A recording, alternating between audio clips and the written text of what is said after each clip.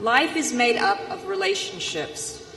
From the time we were born, we have relationships with our parents, our siblings, our peers. As life progresses, we move on to relationships with our spouses, our in-laws, our children, and more. Everyone has times when we feel that we are speaking, but we are not being heard. Times when we are feeling that we are not feeling things, but we are not being understood. The language with which we communicate to those with whom we have these relationships is often misunderstood, to the point that it may often feel as though you and the people you love are speaking different languages. Today we will learn that we all feel and hear things in our own way. Mrs. Chana Epstein relies on decades of experience holding an MRS degree, which she believes is harder to maintain than to obtain. Chana received a bracha from the Rebbe many years ago to speak about Shalom Bayis. We hope that you will enjoy what she has to teach you and what she has to say about the languages of love and how these different languages can enhance every relationship that you hold dear. Please note that Mrs. Epstein is available for any questions after the session. She will also give you her contact information if you have any issues of Shalom Bayis, either personally or within the people of your community or Kehillah. Please join me in welcoming Mrs. Chana Epstein, who is also a member of our wonderful Beyond Kala classes on mikveh.org.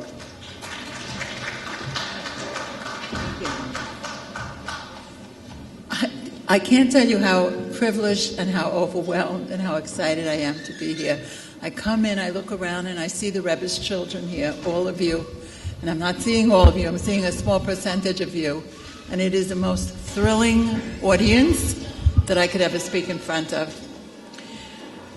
Our workshop is dedicated to the memory of Chasiah Kudan. Chasiah was a precious friend of mine, watched her grow up. I saw her become a great, great wife, mother, and shlucha. Please write down any questions you have. I believe they're going to give you paper and pen, and write it down clear as possible so I can read it, because this workshop is not about me, and it's not about what I have to offer. It's about you and what you need to hear for your balabatim who are waiting out there for you to come back and serve them as you do. So please have questions. Please know that I sincerely mean it, and I do get phone calls and emails all the time. Women who are embarrassed to ask certain questions, but realize that anonymously there's no problem. I have no idea who they are. They put private caller on the ID, or they send me an email. I don't know who they are. I believe it's been extremely helpful.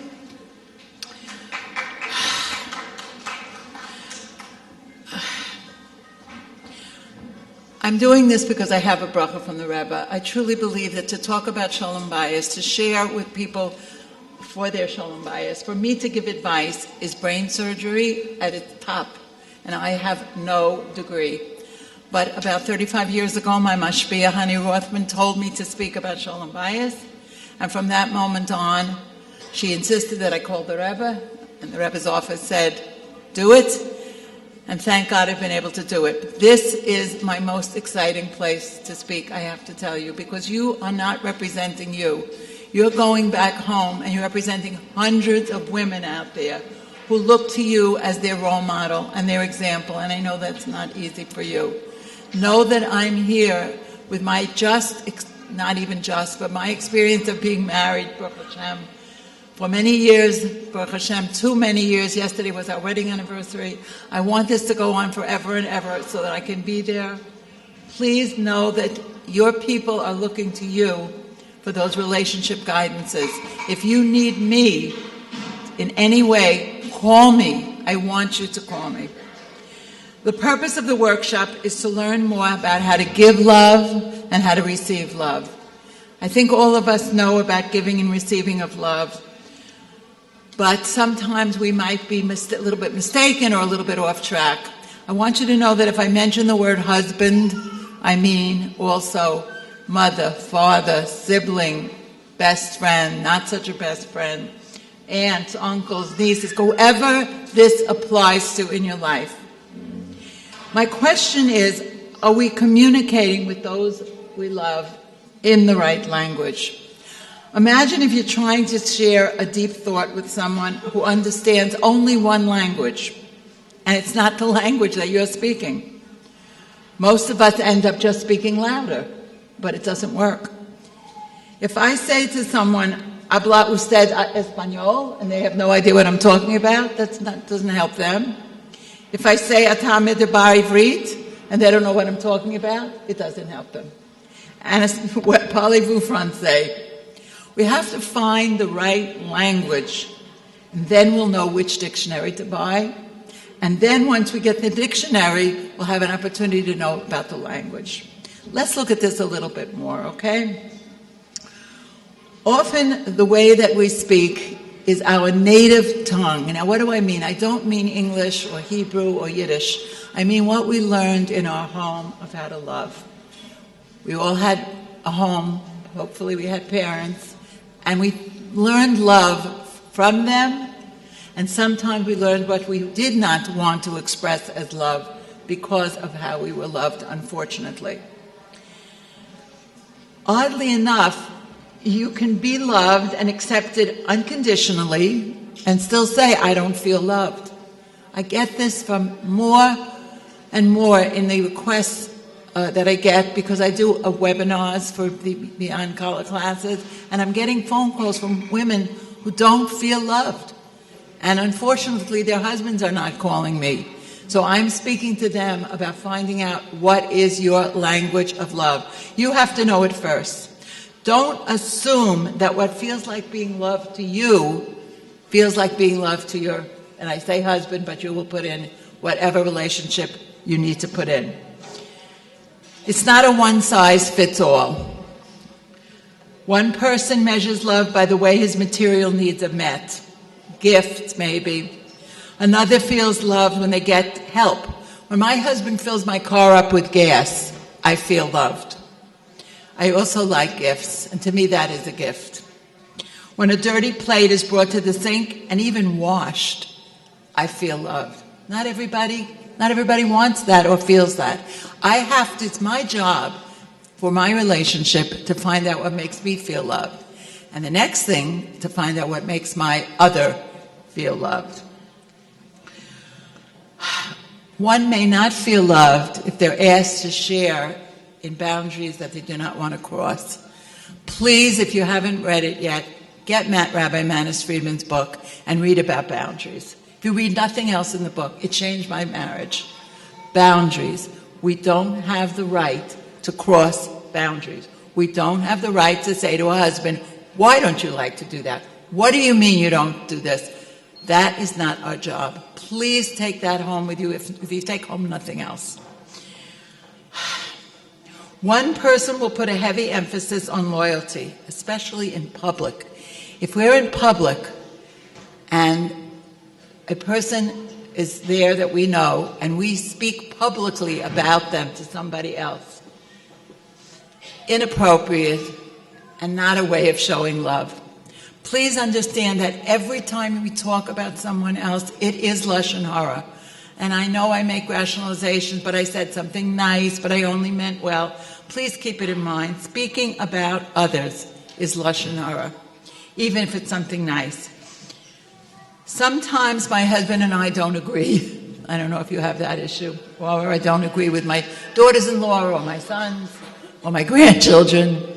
Okay, but in public, that's not the place to show the disagreement. Privately, yes. Publicly, either be quiet or show some support if you can. That's not the time to say, how could you say a thing like that? What are you talking about?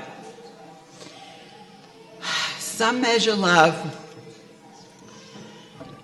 by the way they're being supported by their other. Even a joke made that's supposed to be harmless, I was just kidding, can be very hurtful to people whose language of love might be the way they're spoken to. And now we're going to give you the actual languages, but I think you'll all understand they overlap. It's not one language. It's like those of you out there who are multilingual, we can be multi-love languages also. I think it's time to find out from our loved ones, what do you need? You're precious to me. You're precious in my life.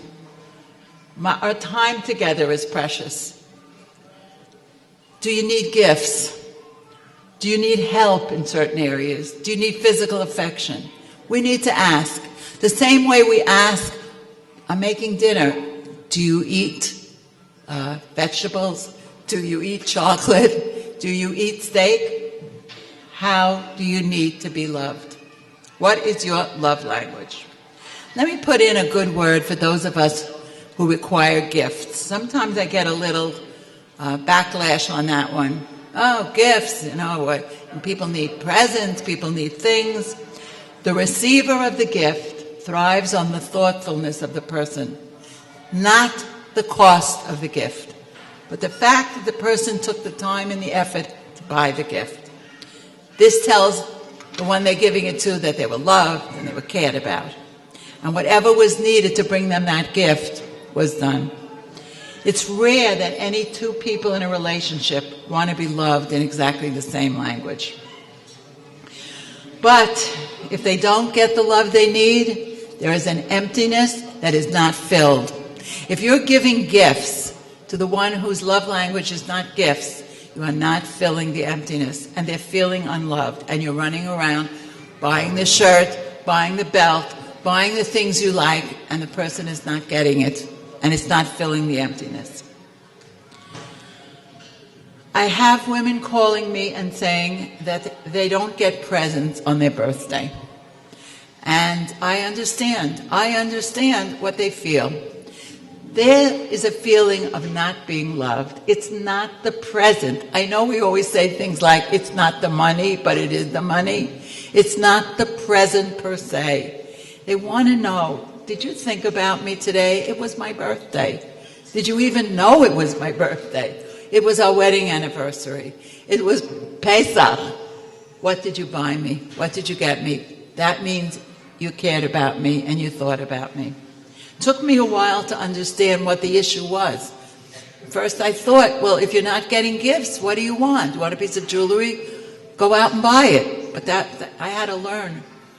I had to learn from my daughter-in-law who said, they're not asking for the gift, they're asking to be loved. So please keep that in mind. Please share with your other what the language is, because otherwise they can't give you the love you want. Don't assume anything. Don't assume that our husbands know that we want jewelry. Many husbands don't even understand how you could wear more than one ring and one bracelet and one pair of earrings.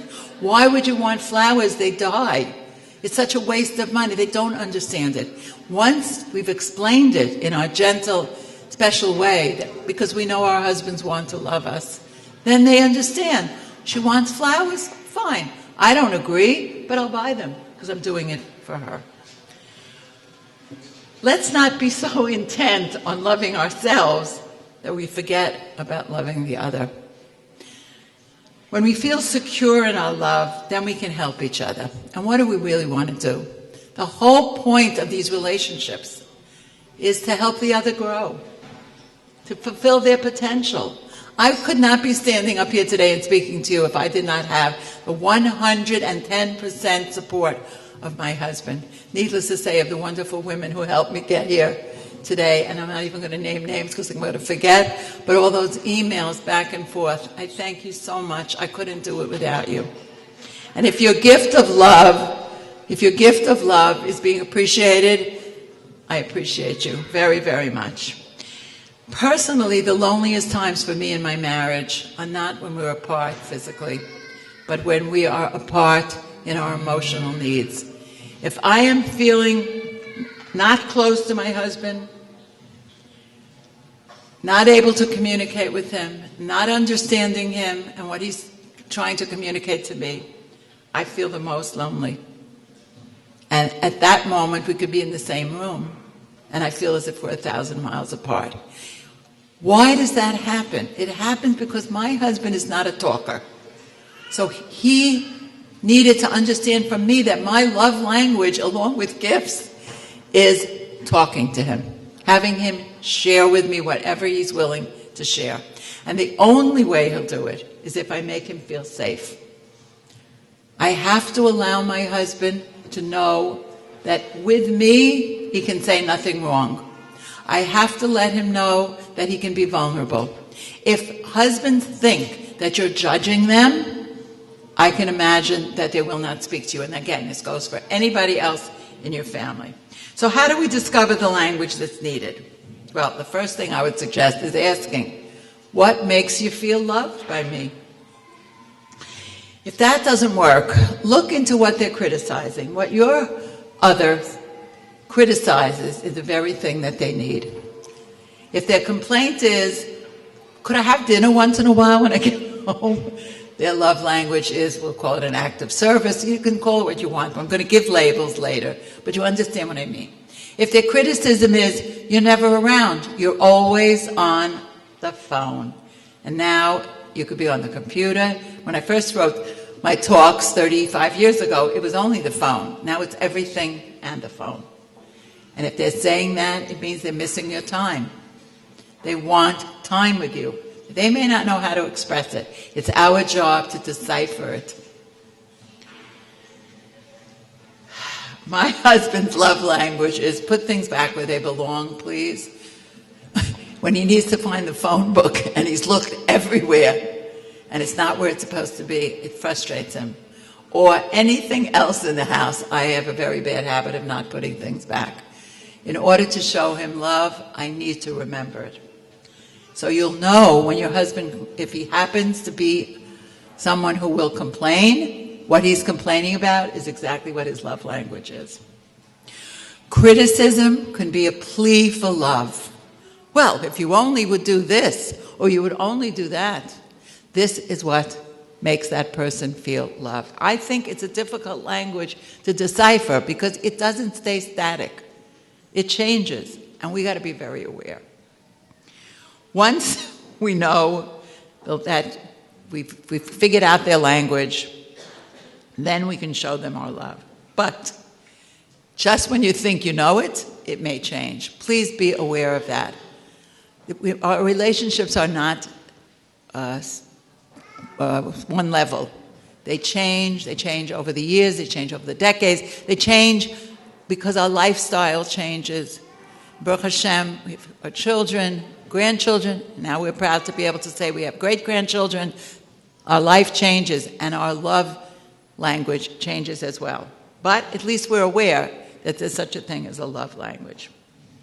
Here I'm going to give you the specifics of the love language. There are acts of service that must be incorporated into every relationship. Reassure your other that you're there for them, that you're on their side, and be encouraging and supportive. That's called an act of service. I'm only telling you what I was told. I don't make these up. But an act of service is saying to people and making them understand when they are with you, they're safe. You're not about to tell what they told you to anybody else. You're not about to argue with them about their feelings and so forth. So that to me is an act of service. When my husband takes out the garbage, I use that because everybody here has that issue probably. Everybody has garbage. I appreciate it. I thank him. That's an act of service to me. And I say thank you. We're very big in my home about saying thank you. It's not been always that way. And over the past, I don't know how many years, we've begun to realize you thank the man who brings you dinner at the restaurant. I thank the driver who brought me here. I thank the man who cleans up after me when I'm leaving a restaurant. Surely to thank the people you love. They can never hear it enough. If their language of love is not act of service, it's still okay to say thank you. Thank you for being such a good friend. I've been teaching a woman in her 80s how to knit. That she loves it. She comes to my house, we knit together. I call that an act of service. I'm giving you some examples of an act of service. Okay. The ability to surprise my husband with something special without him having to ask me. When my children and grandchildren know this, when I go someplace, you'll see me take something, wrap it in a napkin. It's not for me. I always bring something back when I remember for my husband from a simcha that he's not at. He loves it. He just loves the fact, first he loves the treat, and the fact that he wasn't there, but I didn't forget. That's something, again, you could think about that. Over the years, if you've ever heard a workshop of mine, you've heard about the cup of tea. I'd bring my husband a cup of tea because he likes to have a cup of tea, and then I would look to see where that cup was 3 days later. That's not a gift. That's not an act of service. Now what I understand is I gave him the cup of tea. The smile on his face when I gave it to him, that was it. He enjoyed the cup of tea. I have to tell you that for many, many years now, he's been putting that cup in the dishwasher too. But that's not the point. The point is finding out what is considered a love language. His is acts of service. Definitely not gifts. Definitely not gifts. And when we have the act of service, please don't expect anything, because then it's no longer a gift of the act of service, okay? Now I'm going to tell you my famous story. You can all relate because we had snow this week. If I tell this story in the summer, it doesn't go over so big. Many years ago, it was a snowy, cold winter's morning. I didn't have to go to work, but my husband did. I went downstairs early in the morning, I cleaned off the car, and I started it. And felt so good about what I was doing. Did my husband call me up and say, "Oh, thank you, it was so wonderful"? No. But my mother-in-law, she should rest in peace, called me and said, "Hey, I heard what you did. I heard about it. Your husband called me and told me." I was thrilled that he called his mother to tell her, because that's the best. You don't tell a friend, because then they may feel a little bit slighted because their wife didn't get up and clean the car. But he told his mother. Just yesterday, we were talking about the snow and cleaning the car, and my husband was saying to me, "I remember that morning and how good it felt." And it's got to be 25 years ago that it happened. Okay, that's an act of service. Lecturing someone about eating healthy is not an act of service. That is not a love language. You may argue with me later. That's why I want this to be your workshop and not mine. You may write questions about it. You may speak to me about it, but it's not respectful. Most people are aware of their eating habits. They know what they're eating. They know what's good for them, what's not good for them. Reminding them again and again is not our job. If that's their love language, let them enjoy the French fried potatoes. Let them enjoy the Diet Coke. It's not for us to be in charge of their eating habits. And again, if you're getting all internally agitated, we can talk about it when I'm finished. Find out what the acts of service are and what you can do. In our house, I discussed with my husband what has to be done in the house. So one little example of what we do is I like the way I load the dishwasher, and he doesn't mind unloading it. So that's one of the things that he does that I appreciate and that he's happy to do for me. Find out which are the unpleasant tasks and which are the ones that you can do, and discuss it with your other. In this case, it could be your children. I got word from a very wise woman. How did she raise the most incredible shluchos ever? And she said, "I taught my children to work." And she meant if she was sitting in a chair and there was water over there, she would say, "Mama, please bring me a glass of water." A woman who you all know, who I don't feel I am allowed to say, but we know the children that she raised, the grandchildren and the great-grandchildren. And what she said to me was the key: make sure they are working. Make sure they are doing things for you. So whether your act of service is your love language or not, make it your love language, at least for the children and even for those that are younger than you that come into your household. I received a very special gift of love from my daughter-in-law. I had just gotten some devastating news a few years ago. I hung up the phone, and she happened to be in the house. She's a shlucha, but she was visiting New York. She said, "Bubby, can I play a niggin for you? Will that help?" And she did. She played a niggin. That is her specialty, for those of you who know her. And that niggin lifted me up as I don't think anything else could have. To me, that was an act of service, and it did help me tremendously. Please keep in mind, first we have to know what acts of service makes the other person feel loved. Sometimes that requires discussion.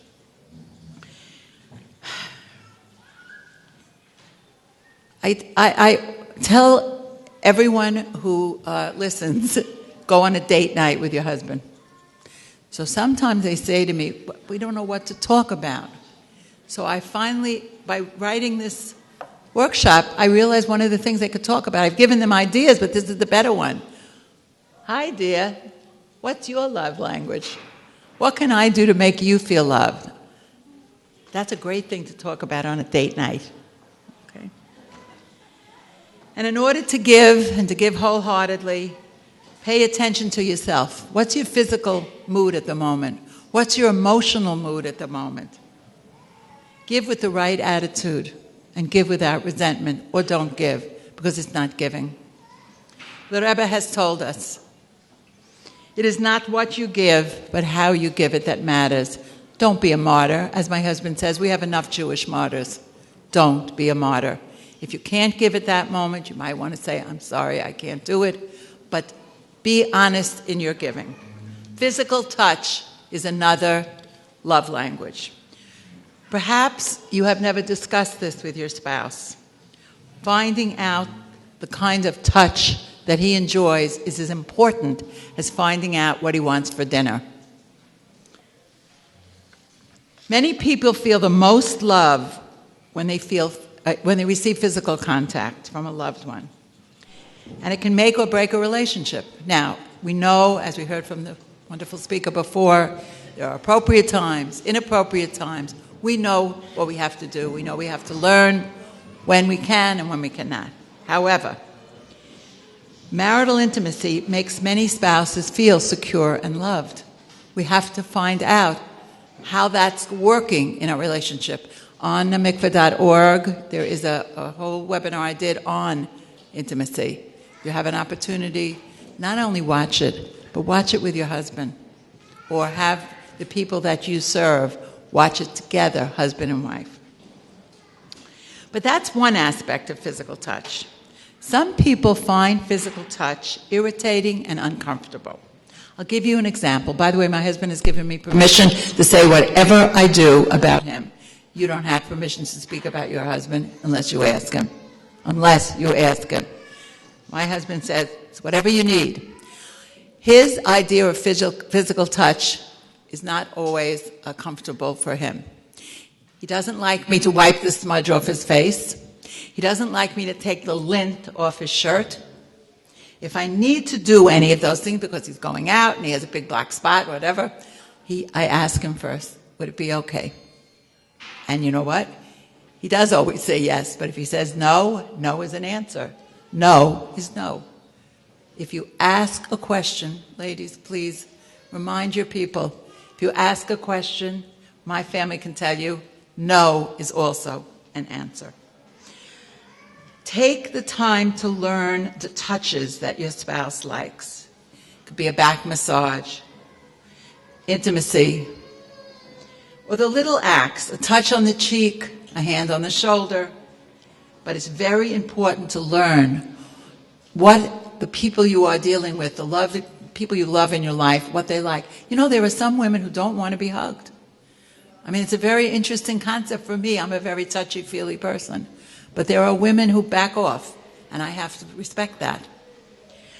I wanted to add something that I didn't write because it's really been bothering me lately to not share it, and I want to share it.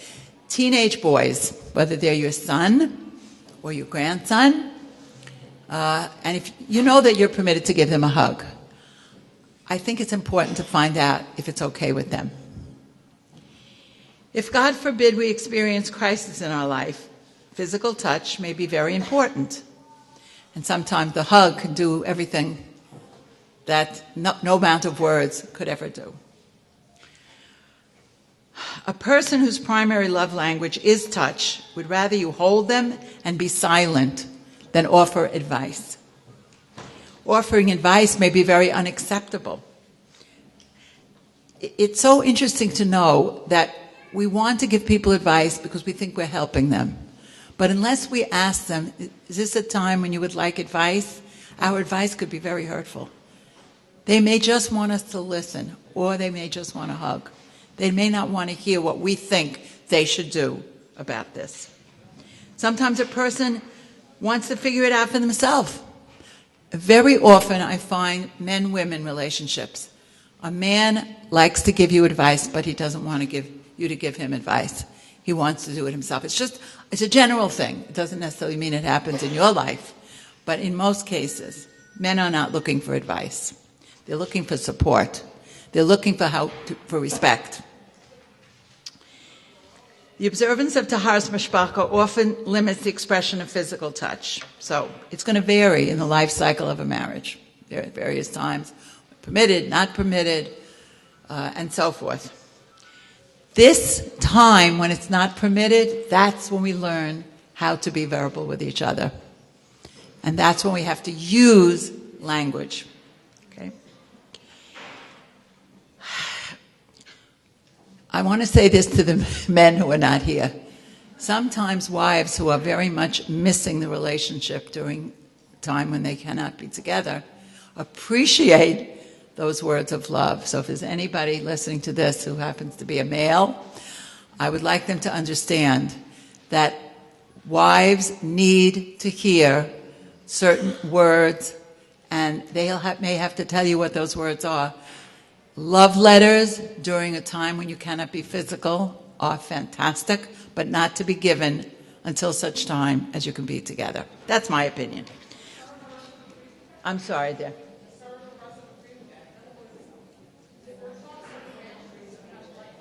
Right, yeah. Well, my point being, the love letter is a beautiful thing, but it's not appropriate if you can't be together, because hopefully it will bring about certain emotions.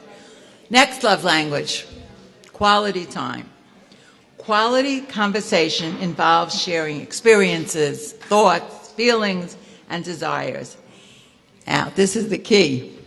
In an uninterrupted context. When I first wrote talks, there was no such thing as texting or cell phones. What's going on today, and I'm not talking about it in a judgmental way, but you are speaking to your spouse, your friend, your mother, and you're texting and answering your phone every minute. I don't even have to tell you what that says to the person that you're talking to. Please keep it in mind. Make a genuine effort to think about the other person at that moment. When I'm having a discussion with my husband, I have to clear my head. To give him quality time, I have to stop being a defense attorney. I have to give up that part of me that wants to interrupt and tell him, well, you don't understand this and that and this and that, and tell him all the reasons why I did it. No. My gift to him is listening without interrupting. Ladies, it took me 20 years to figure it out. So if you're doing it at the moment, if you're interrupting, know that you have we can join together and talk about that if they have interrupters anonymous. But I learned how to do it. I did learn, and it is possible. A positive response, just reassuring the person that I'm listening, is sometimes important. Not solving their problem at the moment, unless you ask them when they're finished. Would you like me to give you some ideas on that, or some advice, or whatever? When it comes to giving advice, I keep in mind that advice should only be given, only if it's requested. And quality time is more than being in the same proximity. It's about focusing all my energy on the other person to give them quality time. Listening to the radio, reading the paper, texting, even learning Torah while I'm talking to someone else is not quality time. Not giving quality time to any of the things, including the very person that you're trying to have a conversation with. Unless all of our attention is focused on the other, even a dinner for two can go without a minute of quality time. According to accounts from those who helped in the Rebbe's home, the Rebbe never addressed the Rebbetzin outside the room that she was in. Instead, he went to find wherever she was in the home, and he spoke with her softly and in person. That is a direct quote from the Rebbe's Diamonds, the Rebbe's Secret to a Lasting Marriage. Giving someone our undivided attention, the kind of attention that says, let's go in another room and talk. The crucial part is ignoring everything else. If I stay in the kitchen and work when my kids are visiting me, I'm not giving them quality time. I'm missing an opportunity, and in our case, it doesn't come very often because they do live far away. And so think about that. Yeah, we're preparing the most wonderful meal for them, but we're totally ignoring what they may need more, which is us, and conversation, and sharing. I don't answer the phone if I'm in conversation with someone. I don't do call waiting either. Now, I do call back people who call me. We have the ID, we can see who's been calling us. But I concentrate on the person who's talking to me. My famous story that people quote is when my husband comes home, if I'm on the phone, I say to the person, my husband just came in, I'll call you back. I have people now quoting me. It's adorable when I hear it, that they are saying this. My husband is home, I'm going to be calling you back. And then there are times when we might say, excuse me, to our husband or the other, I have someone on the phone who seems to need me right now. Is it okay? And remember, no is an answer. Quality time can be sharing an activity together. But what activity? Something we both like. In my relationship, it's not shopping. I like shopping, but my husband does not. I want to share with you how by discussing that with him, we came up with a wonderful vacation idea. Since I love shopping, I love to go to Manhattan, and I love to stay in Manhattan. So for years, we were doing that. We would spend a night in Manhattan, and I'd schlep my husband along to the stores, and I know he wasn't happy. But our communication wasn't the best, so he went. And the fact that he went was good enough until it dawned on me. And I said, this is not right. This is not what he wants. So we made an arrangement. We'll go to the city. We'll stay at a hotel. He'll have a Diet Coke and watch the Mets, and I'll go shopping. We'll meet for lunch. We'll meet for dinner. And we'll spend time together, and we love it. Now, my husband doesn't like Manhattan, the hustle and the bustle and whatever. So we came up with two ideas. He likes the ocean. He likes to look at the ocean. So, whereas we were going to Manhattan, we would do this over Thanksgiving.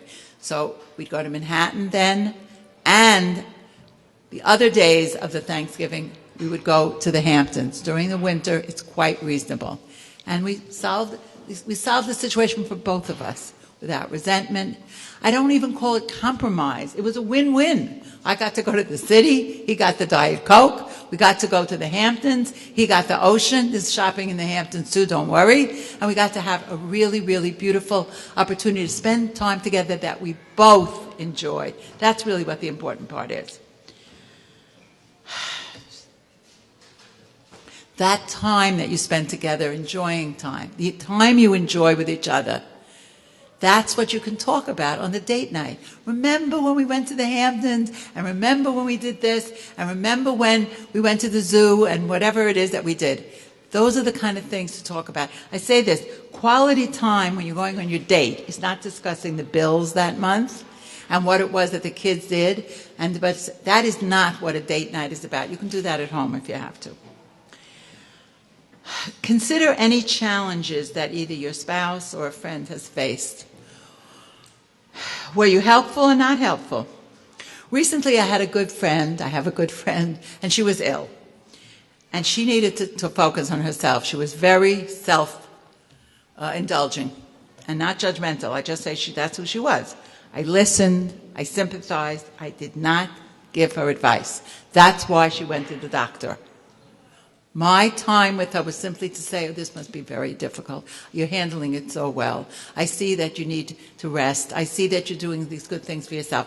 This is a love language for people who need to hear that. Hugging was not her love language.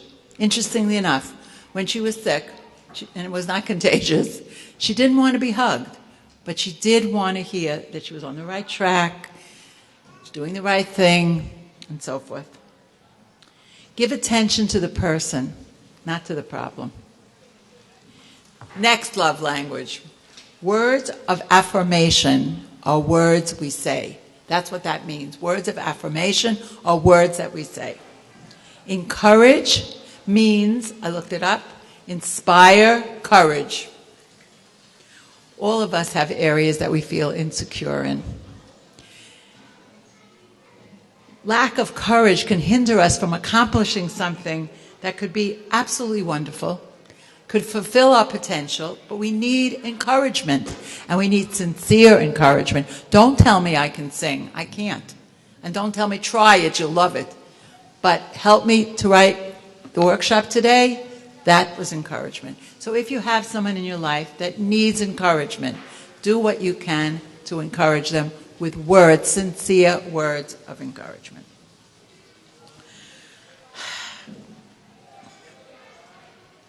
I have a friend who's very clever, a smart woman, and I spoke with her about her options of going back to school and perhaps enhancing the abilities that she already had. She didn't do it, but that's not the point, right? The point was that I was telling her her good qualities, encouraging her to do more because she was not happy with what she was doing. It's not a matter of whether the person does what you tell them. It's a matter that you tell them in sincerity. Encourage them with true and honest and sincere words. Mark Twain once said, I can live for 2 months on a good compliment. So what does it take? What does it take to say to somebody, you look great in that suit? You must be the best baker in the world. I love your oatmeal cookies. That's sometimes all a person needs. It makes their day. Please keep that in mind. I went to a shir this Shabbos, and it was about gratitude, about thanking others and thanking Hashem. Thanking Hashem we tend to do in our davening. How often do we thank others for being there for us?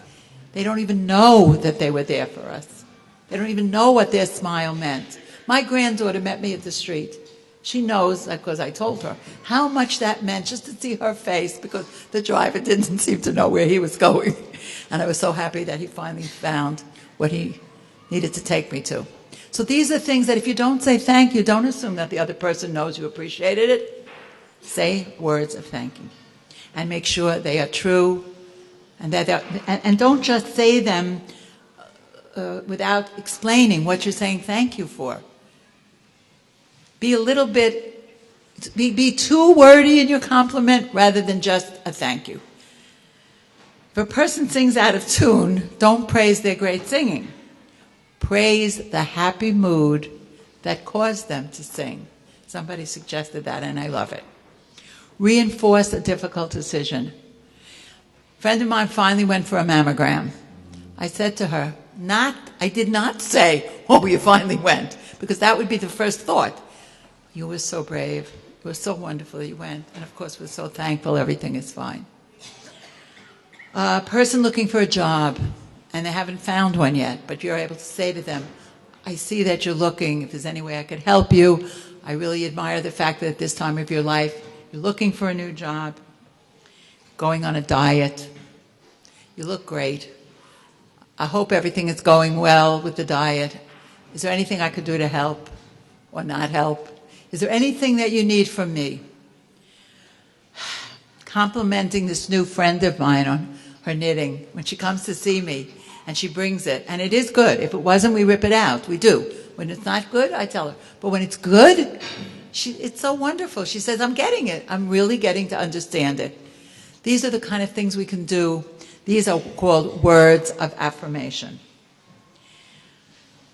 Thanking people for being so sensitive. If I had a cold and they called me, how are you feeling? Or they texted me, I don't text. Or they emailed me, or whatever they did. Or if you want to thank someone for doing something for you, the ultimate, I believe, is write it and take it to the post office, that building with the flag on it, where they sell the stamps, which today went up to another whatever. Send them a written letter, because no matter how wonderful emails are, and they are, you can't hold them in your hand on Shabbos and look at them. So think about that. That's just a thought. Okay. Acknowledge another person's point of view that you didn't agree with at first, but maybe you saw it as something that might be possible. And you can say it to them just like that. I never thought of it that way. Thank you for sharing that thought, opinion, or perspective. Doing this has helped in our marriage for my husband to be a lot more vulnerable. There's a certain gene in a man that makes him feel like you don't have a clue that he's vulnerable or has a weakness. You don't know it unless he tells you. And he doesn't want to tell you if he thinks he's not safe. So keep that in mind for words of affirmation. Oh, here comes a man. No, okay. Focus on the other person and what's important to them. Attempt to see the world from their perspective. You know, not everybody is thriving in a good marriage. If you're with them and you know for a fact that things are going bad, just be there for them. Suggest, hey, want to go out for lunch? Or why don't you come over for coffee? Our children are shluchim. Their world is committed to helping others. We cannot necessarily identify so completely with that. Their giving is beyond my comprehension, and how they do and what we do. But we want to love them in their language. We are so proud of them and shep so much nachas. We tell them that, and we say it often. We do it sincerely, appropriately, and specifically. When they host an event for the community, we try to be in touch with them. We try to be there. We try to find out as much as we can, how did it go? And we think about them on the day of the event. When possible, we do follow-ups on all their successes. And we want them to know that we're there even if we're not there. And in turn, they let us visit and see our grandchildren, and now our great-grandchildren. So it can be very rewarding. The tone is crucial. Keep in mind to whom you are speaking. Make requests, not demands. When you make a request, are you affirming what the ability of the other person is?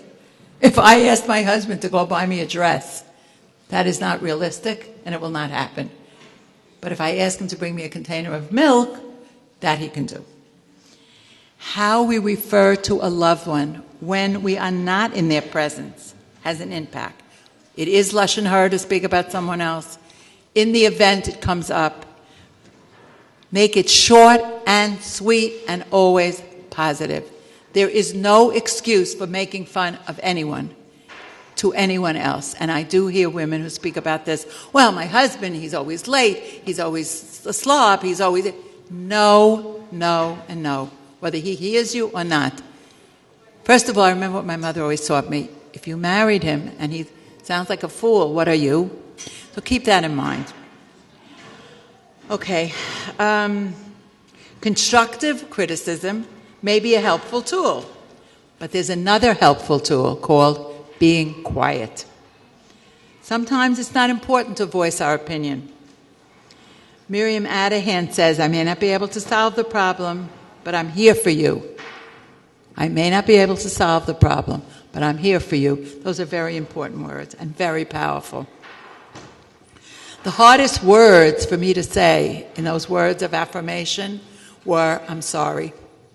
When something went wrong, whether it was my fault or not, I could never say I'm sorry. And that's all my husband wanted. And he would tell me, I don't need to hear why you did it and what you did. Just be sorry and don't do it again.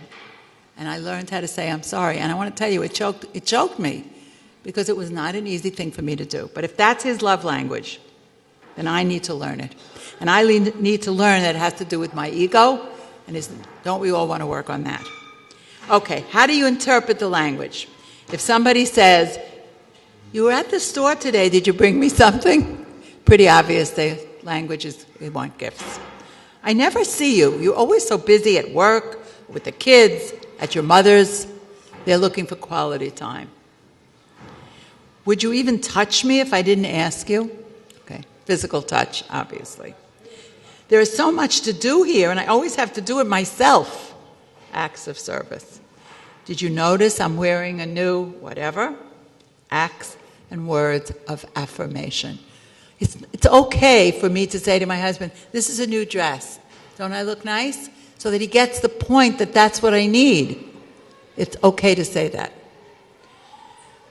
And somebody we know who we ask, is anything okay? This is a person who feels as if they are never appreciated. This is a person who has a lot of complaints.